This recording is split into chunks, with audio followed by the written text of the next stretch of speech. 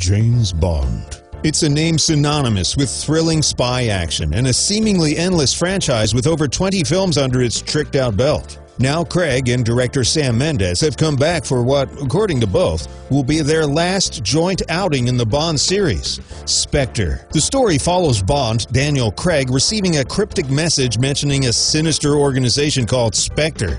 Supposedly, they are the ones responsible for the events that have befallen Bond in the past. When Ralph Fiennes, grounds Bond after an incident in Mexico City, Bond tracks down the daughter of an old enemy, Léa Seydoux, to get the answers he needs. Now, a greater enemy operating in the shadows, Christoph Waltz, is stepping forward to handle Bond personally.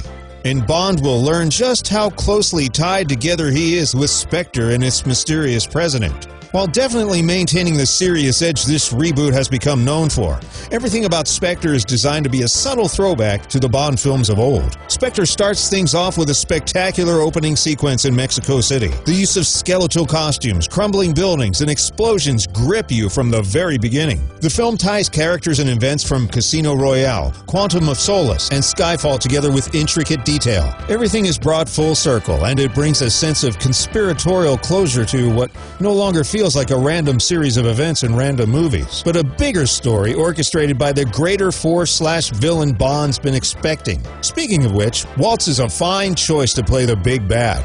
He actually cuts back on the ham and provides a straightforward villain role, suffering only from a lack of sufficient screen time. Craig's application to dry comedy feels a bit out of sync with his usual work. Even if it's subtle, the camp of Bond doesn't always manage a stoic spy like Craig portrays. Spectre is also the longest Bond movie to date, with a 2.5-hour running time.